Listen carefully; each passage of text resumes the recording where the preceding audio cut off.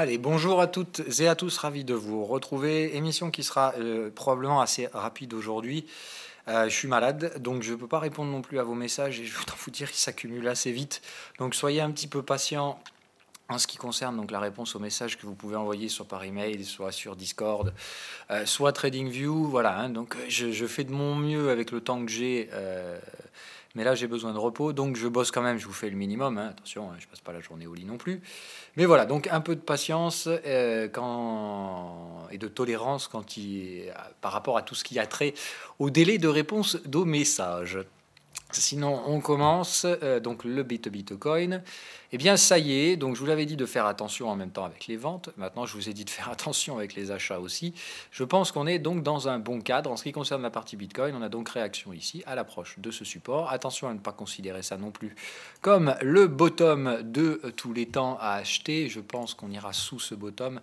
Mais pour l'instant, on est donc en train de suivre le schéma qui était attendu. On a donc une clôture hier avec une bougie signalée en sur vente. On a un avalement haussier, c'est-à-dire qu'on est venu clôturer au-dessus du plus haut de la semaine passée. C'est plutôt pas mal, c'est-à-dire que là, effectivement, les boules ont bien montré leur présence. Je vous rappelais qu'on était donc dans un cycle faible, que l'objectif était donc de le casser, mais de trouver un support entre ce cycle et le report de ce cycle, qui était donc ici, et je vous avais donc dit qu'il y avait très forte chance qu'on trouve un support. Maintenant, je ne vous avais pas dit que ce support, il était forcément à acheter. J'avais dit que ceux qui avaient une vision acheteuse, évidemment, il ne faudrait pas hésiter, mais que ces trades, il faudra les sécuriser assez rapidement. Je maintiens toujours cette recommandation, même si j'aime pas ce mot-là. Voilà ce qu'on a sur le time frame local. Donc, on a bien suivi le schéma ici, sauf que, je l'avais dit, celui-là, on ne sait pas trop où ira le support, et j'avais dit, ça peut tirer jusqu'à l'oblique du bas de canal. Donc on n'a clairement même pas fait ça. Là on est donc allé chercher le TP que je vous avais signalé l'autre jour, qui n'était pas confirmé momentum, donc ça laissait à penser qu'on pouvait quand même aller un petit chouïa plus bas. Ça suffit de toute façon, donc on a trouvé le support. Il nous reste donc à terminer les vagues. Donc je dirais que là, il faut s'attendre probablement à un nouveau petit repli cette semaine. Et puis voilà, on va latéraliser entre... Je vous avais dit support-résistance. Bon, je me suis quand même pas planté. Voilà, support-résistance, on est en plein dessus.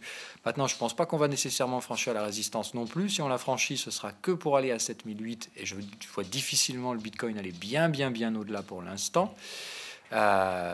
Donc je pense que voilà, on est dans le cadre du scénario qui était anticipé. La patience me semble être le choix le plus rationnel. Pour un vendeur, je dirais que ici, c'est pas nécessaire de vendre là. Je dirais qu'il vaut mieux attendre que les prix aillent un petit peu plus haut sur celle-là de résistance. Pour un vendeur, il va de soi que ce sont des ventes en scalp, c'est-à-dire qu'on vend, mais on ne tient pas nécessairement à la position 107 ans. Je vous ai dit qu'on allait probablement former une structure de range. Il faut vous attendre à ce qu'on forme un truc comme ça. Voilà, on fait un peu de bruit. Donc ici, je pense qu'il y a de quoi tirer, je pense, une petite vente si on vient là, pour revenir tester le cours d'ouverture hebdomadaire. Celui-là, notez-le, il va être intéressant. Et on va probablement revenir le traiter plusieurs fois au courant de la semaine. Donc notez bien ce prix. Voilà, je pense que si on vient là, il y a une petite vente à jouer avec un signal, bien sûr, ici, pour viser 50% de prise de bénéfice ici, et le reste, on le garde avec le stop payé. C'est à peu près tout ce que je vois à faire pour un vendeur. Pour un acheteur, il fallait payer le TP, et il faudra payer tout ce qui reviendrait éventuellement dans la zone bleue, puisque c'est tout à fait possible que là, on aille échouer ici, qu'on aille plus bas. Hein. C'est pour ça que je vous dis, faites attention, les achats d'hier ne sont pas nécessairement des achats où tout est gagné, tout est simple, tout a été joué d'avance. Par contre, je n'ai pas le même biais sur la partie Ethereum et la partie IOTA, surtout pour la partie IOTA. En fait, sur la partie IOTA, ça me paraît vraiment bien parti. J'ai même un peu les boules de ne pas en avoir acheté. Là, vous voyez bien la structure, hein, exit, on vient chercher le support et la break haussier. Là, c'est vachement plus intéressant, je pense, de se positionner acheteur sur la partie IOTA. Maintenant, bon, voilà. Il faudra sécuriser le trade à l'arrivée sur la target et après, on voit si on arrive à installer une tendance.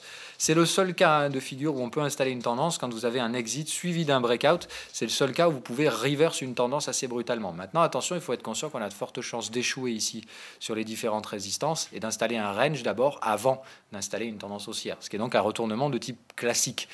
D'abord, on termine une tendance, on range un peu et puis ensuite, on installe éventuellement une nouvelle tendance dans le sens opposé.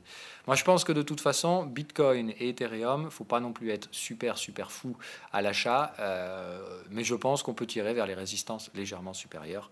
Donc ici, on voit bien qu'il y a une belle résistance. Je pense qu'on peut revenir tester cette zone-là sur la partie Ether. Voilà pour la partie Bitcoin, on passe à ce qui m'intéresse en ce moment. Donc voilà, les conneries sont finies sur la partie 10 ans. En fait, c'est comme si la journée d'hier était hors du temps. En fait, hier, il s'est passé un truc complètement fou. Les marchés ont fait n'importe quoi. Je n'ai pas peur de le dire encore une fois, hein, mais c'est vraiment hier, c'est une journée hors du temps. On ne sait pas trop pourquoi, mais voilà. Donc les 10 ans allemands, bah, j'en ai racheté. Enfin, j'en ai revendu, je revends des Bund. Le 10 ans américain, bon, j'étais toujours dedans, donc il m'en restait un petit peu, mais le stop était payé. Donc j'en ai toujours, mais bon, voilà, je laisse évoluer la chose. Qu'est-ce que j'avais d'autre à vous donner qui était complètement fou hier? Ah oui, pareil, la baisse du gaz. Donc même chose, hein, une baisse de gaz soudaine, brutale, bien catalysée. Même chose, vous voyez qu'en fait, tous les mouvements ultra catalysés qu'on a eu hier ont tous été invalidés. Enfin, aujourd'hui, on est déjà en train d'en retracer des portions assez majeures. Donc, en fait, je pense qu'hier, c'était juste une journée à la con, comme il y en a. Et je pense et je maintiens que la grosse journée, c'est aujourd'hui et dans les quelques heures qui viennent. Donc, avec, je vous le rappelle, le PIB et l'ADP. Voilà. Donc, aujourd'hui, il me semble, voilà, c'est ça. On a les... Alors, pourquoi je vois pas le PIB déjà? Attendez une seconde.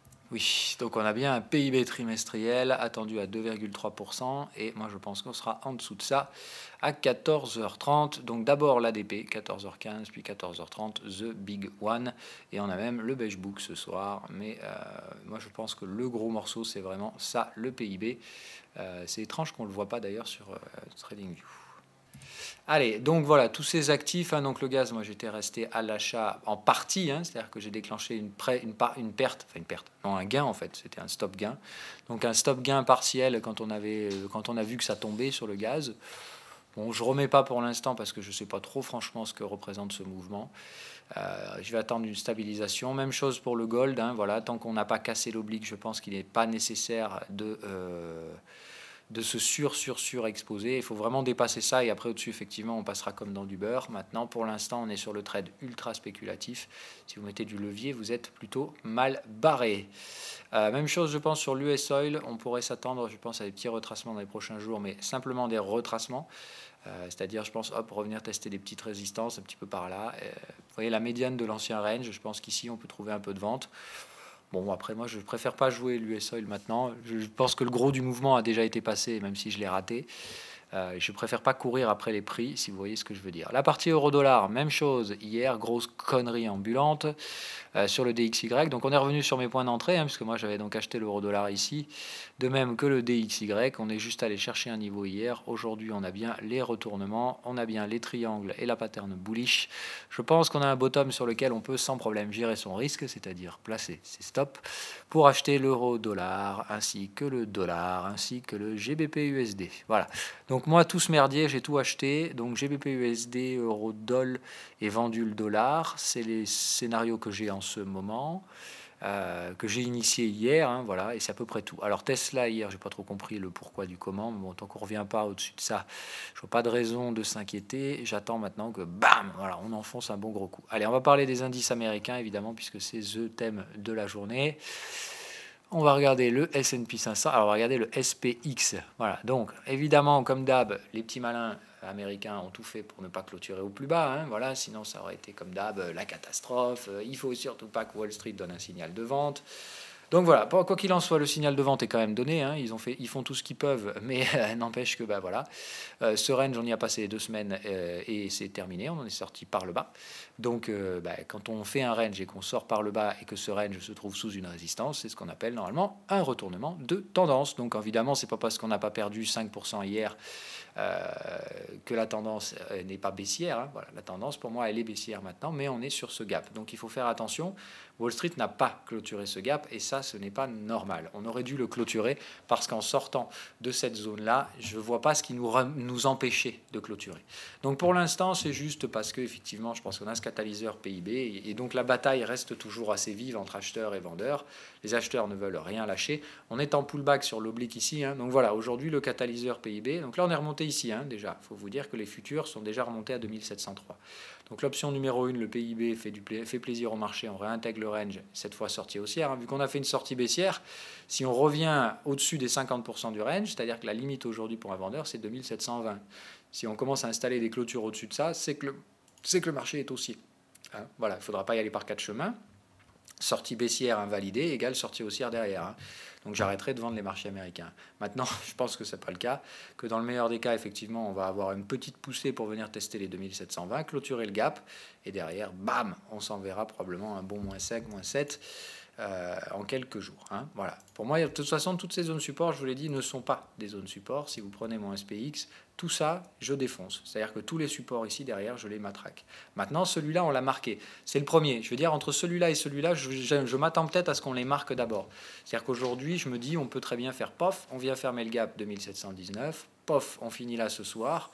Dans ce cas-là, j'attendrai peut-être une petite remontée, voilà, pour shorter une fois que le niveau aura été marqué. Maintenant, il va de soi que si on arrive et qu'on démonte le niveau d'entrée de jeu, je pars vendeur direct aussi.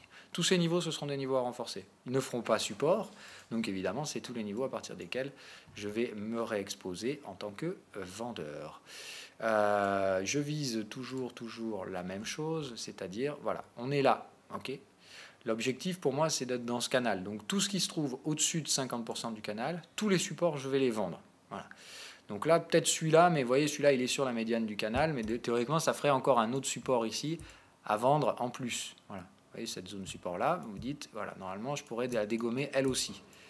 Bon, moi, je ne vais peut-être pas non plus y aller avec le levier du siècle, mais il est clair que je vous ai dit que le S&P 500, le jour où il tombe, je ne vais pas le rater. Donc, pour l'instant, patience. Ok, vraiment pour l'instant, patience. Je vais vous expliquer ce qui me pose problème, c'est ça. C'est que le Russell, pour l'instant, lui, il est installé sur son sommet historique et il n'a pas l'air d'avoir envie de chuter. Donc, je me dis, il ne faut pas non plus être trop pressé, et le PIB sera probablement donc le catalyseur du jour. On va voir un peu ce qu'il en est. Le VIX est légèrement en train de se replier, mais encore une fois, vous voyez que la clôture est quand même très nette. Donc je pense qu'il n'y a pas de raison que ce scénario s'inverse. C'est-à-dire que, comme je vous l'ai dit, il n'y a peut-être pas de raison que les marchés américains chutent fondamentalement parlant. Même s'ils ont besoin clairement d'une conso, ils vont probablement chuter à cause de la volatilité qui va pick up. C'est-à-dire qu'au bout d'un moment, la couverture va être tellement chère qu'il faudra bien vendre quelques actions, et comme il n'y aura pas d'acheteurs, ça tombera très vite. Voilà un peu le scénario et le schéma que je développe sur le VIX. Moi, la question, c'est de savoir si on va vendre les 21, ou si carrément on les explose pour aller chercher 31. Dans ce cas-là, si 31 arrive, là, je vais autant vous dire que forcément l'euro-dollar va exploser. L'euro-dollar va carrément retracer beaucoup plus profondément. Le gold devrait exploser également. Et voilà. Donc le scénario devrait se déclencher. Maintenant, pour l'instant, moi, je reste plutôt prudent sur ces scénarios-là. J'attends donc que le S&P 500 valide sa confirmation baissière. Pour l'instant, ce n'est pas le cas.